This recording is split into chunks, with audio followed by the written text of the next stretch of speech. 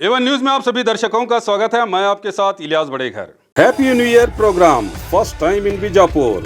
Sapphire events team आपके लिए लाई है शहर बीजापुर में पहली बार। सभी एज ग्रुप को मद्देनजर रखते हुए happy new year programme with full entertainment. New year के स्वागत के लिए हो जाएं तैयार। Address Begum Talab road, Kannan function hall ground, Bijapur.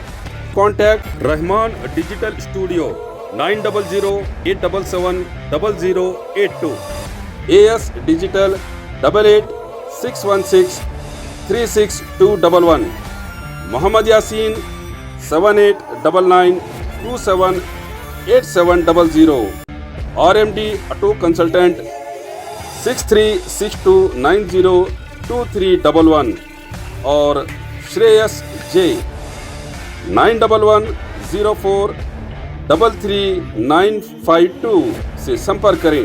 Thank you. Hippargi में करवे कार्यकर्ताओं का प्रदर्शन। बीजापुर जिला बसवन बागेवाड़ी तालुका के हुइन हिप्परगी ग्राम में कर्नाटक रक्षणा वेदिके के राज्य अध्यक्ष और अन्य कार्यकर्ताओं को गिरफ्तार किए जाने का विरोध व्यक्त करते हुए हिप्परगी में रास्ता रोककर प्रदर्शन किया गया। ಕರ್ನಾಟಕ ರಕ್ಷಣಾ ವೇದಿಕೆಗೆ ಕನ್ನಡಾಂಬೆಯನ್ನ ನನ್ನ ಹೃದಯ ಮಂದಿರದಲ್ಲಿ ಸ್ಮರಿಸುತ್ತಾ ಇಂದು ಕರ್ನಾಟಕ ರಕ್ಷಣಾ ವೇದಿಕೆಯ ದಿನಾಂಕ 17/12/2023ರಂದು ನಡೆದಂತ ರಾಜ್ಯದ ರಾಜಧಾನಿ ಬೆಂಗಳೂರಿನಲ್ಲಿ ನಡೆದಂತ ಕನ್ನಡದ ಮನಸ್ಸುಗಳು, ಕನ್ನಡದ ನಾಮಫಲಕ, ಕನ್ನಡದ ಮಾಲಗಳಿಗೆ ಭಾಷೆಯನ್ನ ಪ್ರಥಮ ಆದ್ಯತೆಯನ್ನು ನೀಡಬೇಕು ಅಂತ ಹೇಳಿದ ಸನ್ಮಾನ್ಯ ಶ್ರೀ ಟಿ.ಎನ್. ನಾರಾಯಣಗೌಡರು ಸುಮಾರು ನವೆಂಬರ್ ತಿಂಗಳಿಂದ 1 ತಿಂಗಳವರೆಗೆ ಬಹಳ ಜಾಗೃತಿ ಅಭಿಯಾನ ಅನ್ನೋ ಕರಪತ್ರಗಳನ್ನ ಇಡೀ ಬೆಂಗಳೂರ ಪಟ್ಟಣದಲ್ಲಿ ಎಲ್ಲರಿಗೂ ಕೂಡ ಮನವರಿಕೆ ಮಾಡಿಕೆಯಿಂದ ಕನ್ನಡ ನಾಮಫಲಕವನ್ನು ಕರ್ನಾಟಕದಲ್ಲಿ ಕನ್ನಡ ನಾಮಫಲಕಕ್ಕೆ ಪ್ರಥಮ ಆದ್ಯತೆ ನೀಡಿ ಶೇಕಡ 60% ಕನ್ನಡ ನಾಮಫಲಕವನ್ನು ಅಳವಡಿಸಿರಿ ಅಂತೇಳಿ ಅಭಿಯಾನವನ್ನು ನೀಡಿ ಎಲ್ಲ ಬೆಂಗಳೂರಾದ್ಯಂತ ಏನು BBMC ಅವರಿಗೆ ಮತ್ತು ಮನವಿ ಪತ್ರವನ್ನು ಕೊಟ್ಟಿದ್ದಾರೆ.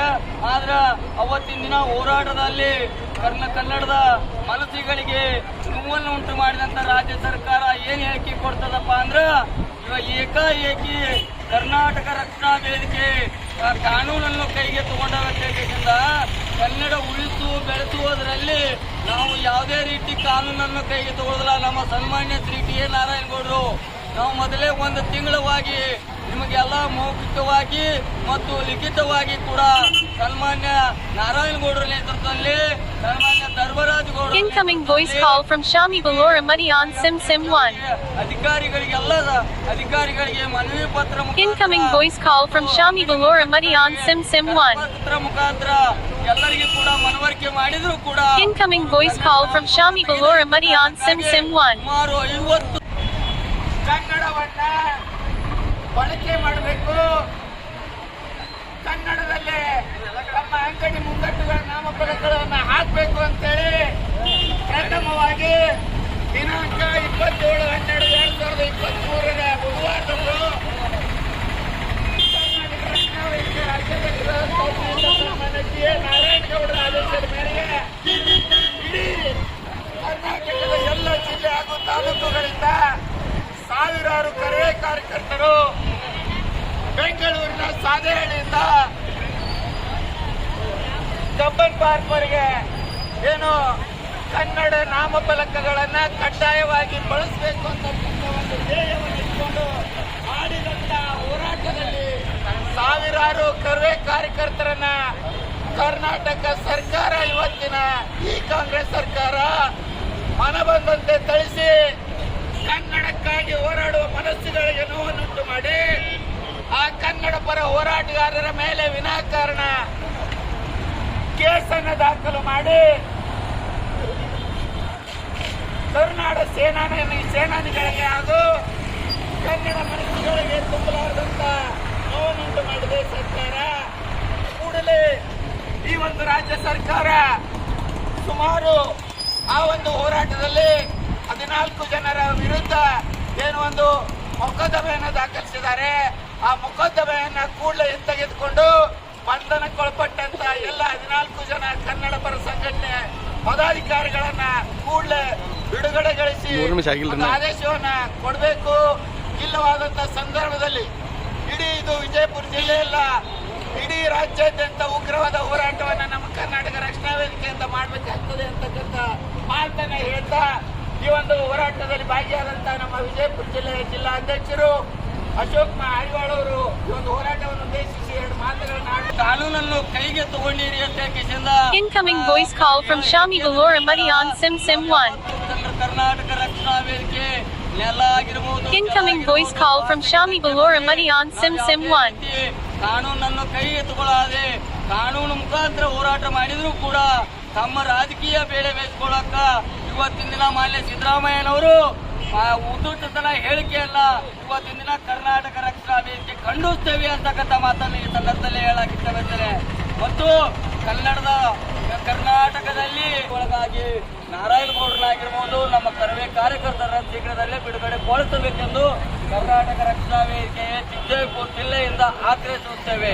ಕರ್ನಾಟಕ ರಕ್ಷಣಾ ವೇದಿಕೆ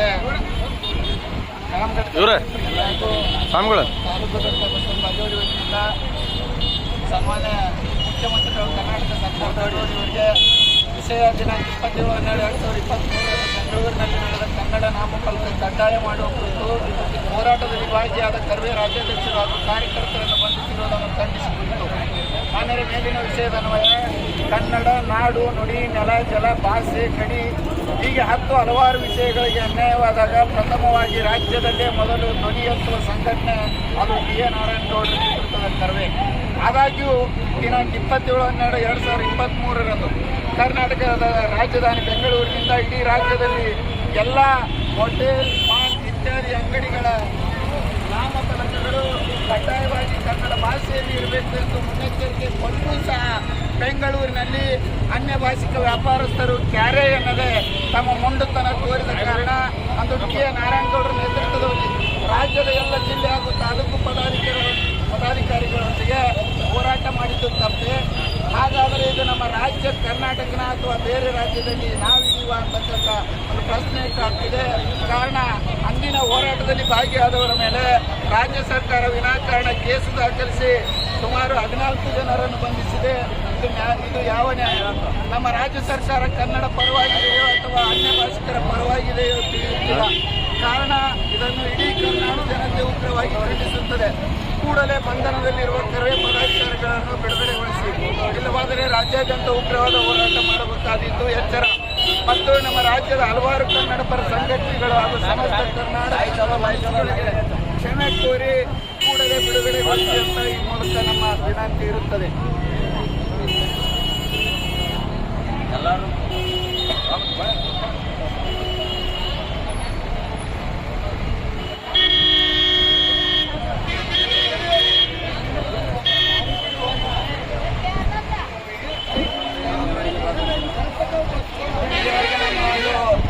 तो और खबरों के लिए देखते रहिए A1 news channel, the face of trust.